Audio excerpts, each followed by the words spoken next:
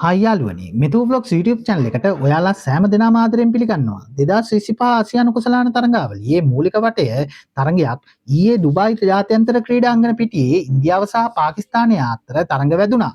විදුලි ආලෝකය හමුවේ පිතිකරුවන්ට පාරාදීසියක් බවට පත්වන ඩුබායි තනතීරුවේ කාසිය වාසිය ජයග්‍රහණය කර පළමුව පන්දු යැවීම තෝරා ගැනීම සාම්ප්‍රදායික තත්ත්වයකදී කාසිය වාසිය දිනවූ පාකිස්තාන නායක සල්මන් නගා සියල්ල මචිතයට පත් කරමින් පළමුවෙන් පන්දුවට පහර දීමට තීරණය කළා. ඔහුගේ තීරණය කෙතරම් දුර්වල සහිතදැයි වසක් කරමින් ඉන්දිය කණ්ඩායම ඉතා පහසුවෙන් පාකිස්තාන පිතිකරුණ බල ඇනියේ කොදු නාරටිය බිඳ දමා නියමිත පන්දුවාර 20 අවසානයේදී පාකිස්තානීනිම ලකුණු 127කට සීමා කළේ කඩුළු 9ක් බිඳ දමමින්. පාකිස්තාන අංක 9 පිතිකරු සයින්ස් ආෆ්‍රෙඩි පන්දු 16කදී නොදවී රැස් කර ලකුණු 33 නොවන්නට ලකුණු 100 සීමාව තරණය කිරීමටද පාකිස්තානයට සිහිනයක්ම වුණා.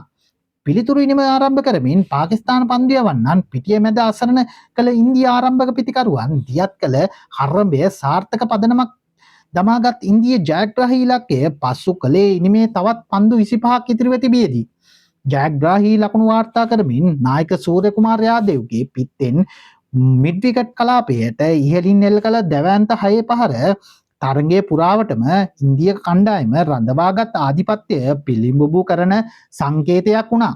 ලෝකයේ පුරා විවිධ ක්‍රීඩාවලදී රටවල් අතර සාම්ප්‍රදායිකව එකිනෙකාට නොදැනුවිනි ලෙසින් උපරමයෙන් තරඟ වදින සංග්‍රාමයක් බොහොම පවතිනවා. පාපන්දු ක්‍රීඩාවේදී ආජන්ටිනාව සහ බ්‍රසීලය, ප්‍රංශය සහ ඉතාලිය, ස්පාඤ්ඤ සහ පෘතුගාලය, රග්බි ක්‍රීඩාවේදී ඕස්ට්‍රේලියාව සහ නවසීලන්තය, එංගලන්තය සහ ප්‍රංශය, අයිස් හොකි කැනඩාව සහ එක්සත් ජනපදය, ඔලිම්පික් තරඟවලදී රුසියාව සහ එක්සත් ජනපදය, ක්‍රිකට් වලදී එංගලන්තය සහ ඕස්ට්‍රේලියාව, ශ්‍රී ලංකාව සහ බංගලදේශය එවැනි එකිනෙකා පරයමින් උද්වේගකාරී ලෙසින් තරඟ වදින ඉසව්වලට නිදසුනකි. ඓතිහාසික ඉදිරිවාදිකම් රාජ්‍යතාන්ත්‍රික දේශපාලන මතභේද මගින් උණුසුම් ආගේවේගශීලී තරඟ විලාසයන් එවැනි කණ්ඩායම් තරඟ වදින විට ක්‍රීඩාවට එකතු වන බව නොරහසකි. සිය දේශීය අභිමානය ඉහළින් තබා එලෙස කණ්ඩායම් තරඟ වදිද්දී සමස්ත ක්‍රීඩා ලෝකයට අවධානය ඉසව්වලට යොමු වන අතර එය ක්‍රීඩාවට සහ තවත් විචිත්‍රවත් කරවන තරංකාරීත්වය ඉහළ දමන මොහොතක් ලෙසින් හැඳින්විය හැක. ඉහත සඳහන් කළ සියලු සංග්‍රාමයන්ට ඉහළින් ඉන්දු පාකිස්තාන ක්‍රිකට් සටනක් වනවා. පාකිස්තානය ඉන්දියාවෙන් බෙදී ගිය දා සිට ඇරඹි මේ සංග්‍රාමය විටක පාකිස්තානයේද විටක ඉන්දියාවද පෙරමුණ ගනු ලැබුවා. ඉන්දිය පාකිස්තාන තරඟවලට ඇති උද්වේගකාරී උනන්දුව ව්‍යාපාරික අවස්ථාවක් ලෙස හඳුනාගත් අන්තර්ජාතික ක්‍රිකට් කවුන්සිලය ICC ක්‍රිකට් තරඟාවලියන් වලදී ඔවුනොවුන් අතර තරඟයක් අනිවාර්යයෙන්ම කාලසටහනට එකතු කිරීමට වග බලා ගන්නු ලබනවා. කෙසේ නමුත් පිටිය මැදදී පසු මිතුරන් ලෙස ක්‍රීඩා කළද තරඟාවලියේදී එකිනෙකාට සුබ පතමින් ක්‍රීඩාවේ හරය පවත්වා ගැනීමට ක්‍රීඩකයන් හැම විටම සමත් වුණා. ක්‍රීඩාවේ ජීවකයන් ජය පරාජය එලෙසක විඳදරා ගැනීම බව ලෝකයාට කියා දුන්නා. එසේ වෙතත් 2025 ආසියානු කුසලාන තරඟාවලියේ කණ්ඩායම් 8ක් සහභාගී වන අතර එහිදී ඒ කාණ්ඩයට පාකිස්තානය සහ ඉන්දියාව එක් කරන්නේ උණුසුම් ප්‍රේක්ෂක අවධානයක් ලබා බලාපොරොත්තු වෙන බව අමුතුවෙන් කිය යුතු නැහැ. පෙර තරඟාවලියේදී මෙන් මෙවරත් ඉන්දු පාකිස්තාන තරගයට බලාපොරොත්තු වූ තරම් ප්‍රේක්ෂක ආකර්ෂණයක් නොලැබුණු අතර වෙනදාට තරගයේ සති කිහිපයකට පෙර උණු කැවුම්සේ නැරඹීමේ ප්‍රවේශ පත්‍ර විකිණී අවසන් වන නමුත් ඊයේ තරගයේ ඉතාමත්ම සාමාන්‍ය ලෙසින් හිස් ආසන රැසක් ඉදිරියේදී පැවැත්වුණා. එක්සත් අරාබි එමිල් රාජ්‍යයේ පවතින අධික උෂ්ණත්වය ඊට හේතු වූ බව පැවසුවද පසුගිය මැයි මාසයේදී පැවති ඉන්දු පාකිස්තාන යුද ගැටුම් හේතුවෙන් විශේෂයෙන් බොහෝ ඉන්දිය ප්‍රේක්ෂකයන්ගේ නැරඹීම වර්ජනයක් කළ බව බහුතර අදහසයි. තරගයේ ඉතාමත්ම පහසුවෙන් ජයග්‍රහණය කළ ඉන්දිය නායක සූර්ය කුමාර යාදව් තම සහායක පිතිකරුවා සිවන් සුබේ සමගින් පිටියෙන් ඉවත් වූයේ පාකිස්තාන පන්දු රකින්නන්ගෙන් මුහුණවත් නොබලා.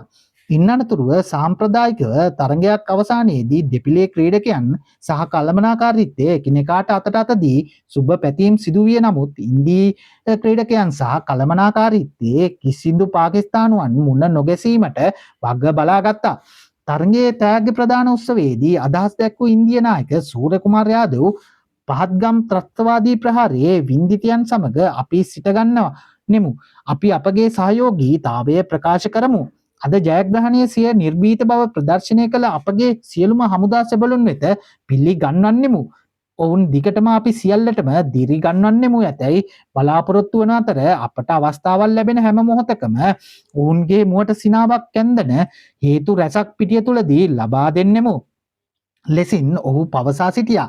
2022 අප්‍රේල් 22 වනදා ජම්මු කාශ්මීරයේ සංචාර ගමනාන්තයක් වන පහල්ගම්හි බයිසාර් නිම්නයේදී දේශීය ඉන්දිය සංචාරකයන් 26 දෙනෙක් ත්‍රස්තවාදීන් වෙඩි තබා නොයන ගමන් යවනු ලැබුවා. පාකිස්තාන නායක සල්මන් අගා තරඟය පිළිබඳව අදහස් පළ කිරීමේදී පැමිණියේ නැහැ. ඉතිහාසය පුරා ඉන්දු පාකිස්තාන දේශපාලන එදිරිවාදිකම් කොතෙක් තිබුණත් ඒවා ක්‍රීඩා පිටියට කැඳවාගෙන නොයීමට දෙපාර්ශ්වයෙන්ම ක්‍රීඩකයන් සහ කළමනාකාරීත්වය වග බලාගත්තා. ක්‍රීඩාවට එම අවබෝධය එක්කල වටිනාකම අතිමහත්. 1996 ක්‍රිකට් ලෝක කුසලානයට පෙර අතුව ශ්‍රී ලංකාවේ බෝම්බ පුරායාම හේතුවෙන් ඕස්ට්‍රේලියාව සහ කොදෙව් කණ්ඩායම් ශ්‍රී ලංකාවට පැමිණීම ප්‍රතික්ෂේප කළ විට ඉන්දු පාකිස්තාන ඒකාබද්ධ කණ්ඩායමක් ශ්‍රී ලංකාවට පැමිණ ප්‍රදර්ශනාත්මක තරගයක් පවත්වා ක්‍රීඩා කිරීමට අත්වැල් බැඳගත්තා. කෙසේ වෙතත් අවසානයේදී දේශපාලන කෝන්තරයක් නිසා ඉන්දියාව ක්‍රිකට් වලට එක්කල කළු පැල්ලම සමස්ත ක්‍රීඩා ලෝකයේම කම්පාවට පත් කළ සිදුවීමක් වුණා. මේ වගේ අලුත්වන තොරතුරුත් එක්ක අපහාර දෙන්න ඔබට සුබ දවසක්.